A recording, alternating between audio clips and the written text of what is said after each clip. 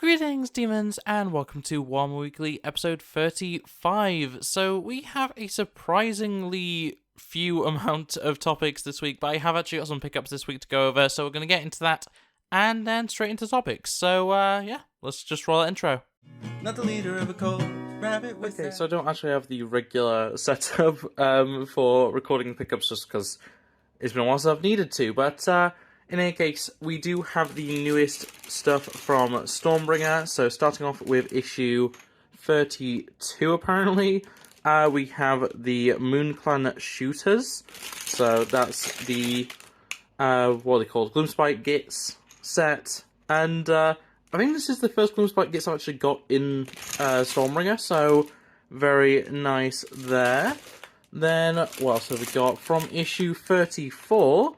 we have, I think it's Incubi Darkness and Nornoil, which, you know, nice to get, I guess. Not really anything I needed. I think I have both of these already, but can't complain too much. Then, issue 31, we have the Vigilors for the Stormcast Eternals. So, something for my partner there. Lovely. And then, from the regular issues, we also have the Night Judicator, which looks very interesting. Got the dogs and the bowboy, basically. Very nice. For Stormcast Eternals, that is issue 33, if you're interested. And then Premium Kit number 2. So this is... oh, God.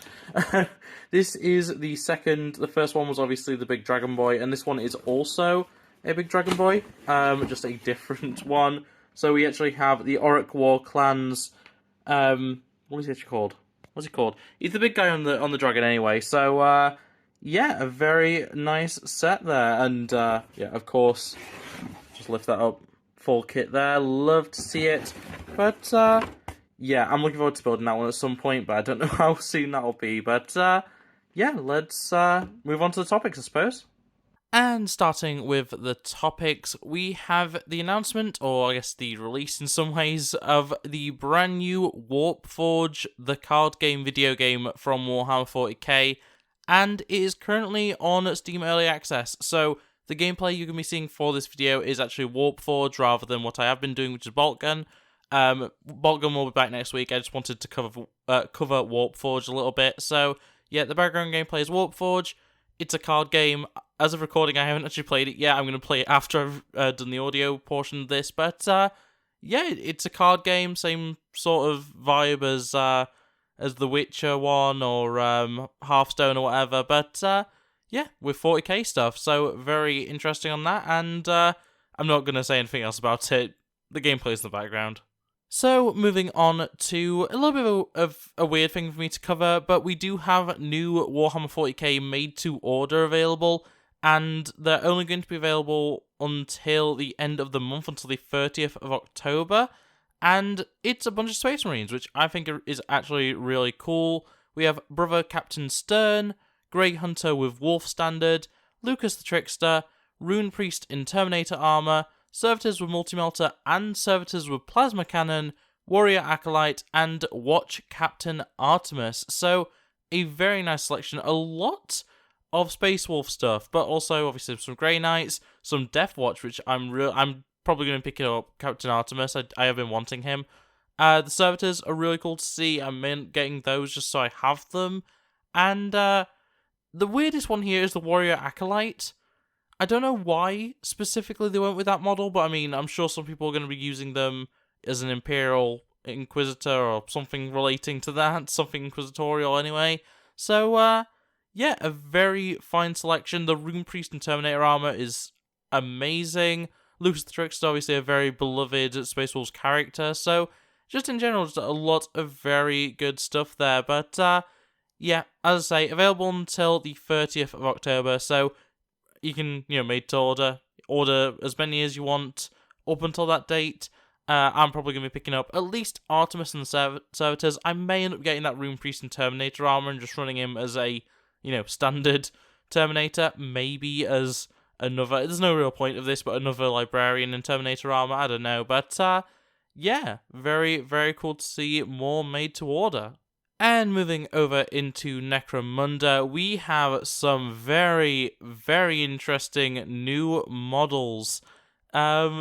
that honestly, this is some of the stuff that I'm most interested in. So we have more dwarves. We have more oh, what are they called now? I've completely blanked on squats. That's it. We've got more squats. Squat prospectors, ironheads, and yeah, it's just a nice selection of stuff. We've got the Scalvian Explorator, which is a new vehicle, which already looks so much better than the vehicle, in my opinion at least, than the vehicles for the Votan, which is just so funny to me. But yeah, a very nice little tracked vehicle with claws and, turrets on top and stuff like that. Just very, very neat in my opinion. I'm sure the rules relating to that claw and stuff are going to be very, very fun. But yeah, just a very nice, almost like Mars rover style vehicle, which is very cool to see. I do quite like that one. Not as minery as you'd expect from squats, but still very neat indeed. We also have two different prospectors themselves. So you have this guy, which, does he actually have a name? Orin, maybe? Orin? I think. And he is holding a big, what looks like a Volkite weapon of some description. He has like a little tendril with a drill on it.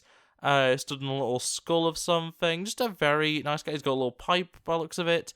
And of course, squat prospectors, ironheads wouldn't be complete without their little drone friends. So yeah, a little drone boy with a little drill on wheels. Very interesting design there. And yeah, in general, just a very nice looking squat.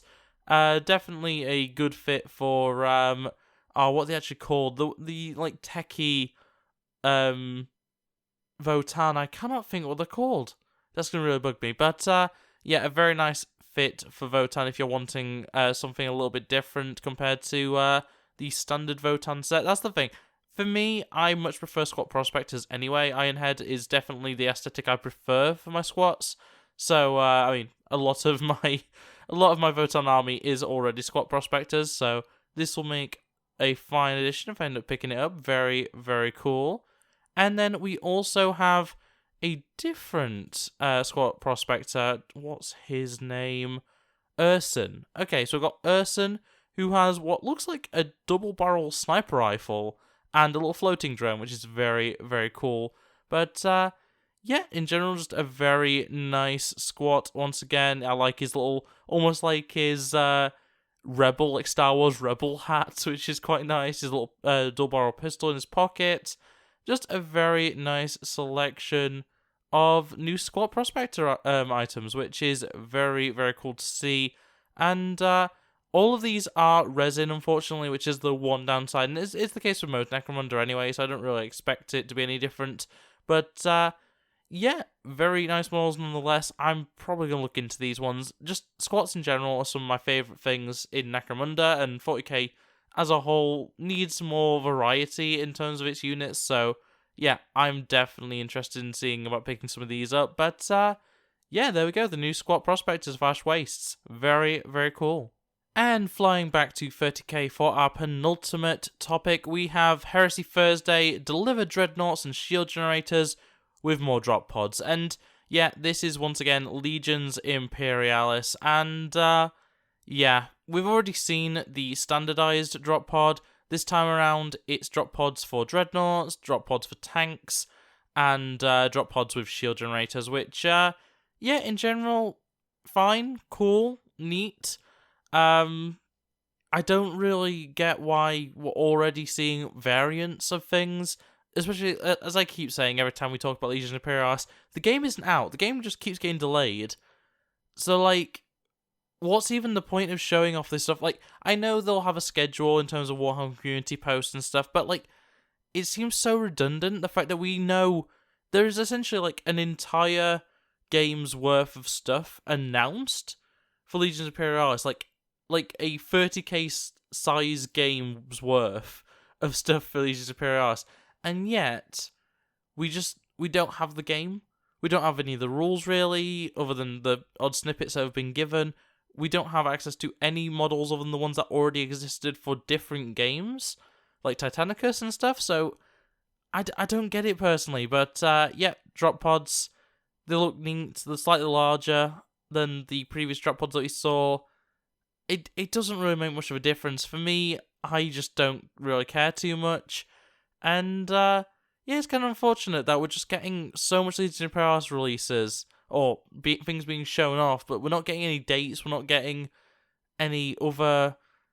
I don't know, just not getting really any information. Even at the end of this article, it says, join us next week for another Legions Imperialis sized Heresy Thursday. It's like, we don't want more Legion Imperialis Heresy Thursdays. We want regular Heresy Thursdays with regular 30k, and then maybe give us a different article with epic stuff if you have stuff worth showing off. It just, I don't know, for me, I'm not happy with how Legion Imperialis has been dealt with, when it keeps getting delayed, and yet we keep just seeing more and more content for it, essentially. But, yeah, what can you do at the end of the day? It is how they've decided to do it. It is what it is. I don't necessarily like it, but, you know, it could be a lot worse. And finally, we have the Rumour Engine for the 17th of October, 2023.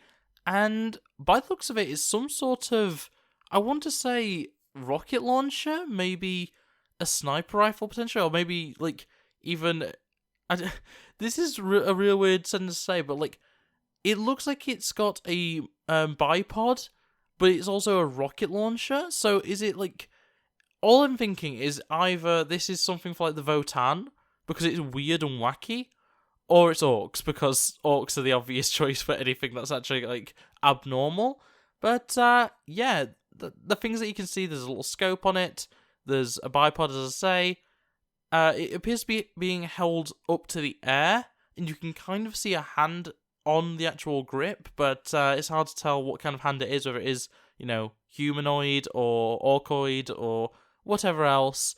And as I say, what appears to be a missile head at the end of the barrel. So I'm not really sure what this is, but I'm sure in due time we'll figure it out. We'll find out exactly what we have here.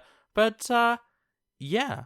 In any case, that is going to be it for this video. So I hope you enjoyed. If you did, make sure to like it, subscribe down to it, and ring that bell so you never miss an upload. Otherwise, comment below about any of the topics discussed this week, as well as what do you think of Warpforged, if you've ever played it, or if you've just seen the gameplay in the background of this video. What are your thoughts, feelings, that kind of thing. I'm very interested in finding out what everyone else is thinking. But, yeah, in any case, it's going to be it for me, and I'll see you next time. Bye! Look at the screen, you'll be fine. Culture's a disease, but we'll survive. I just wanna take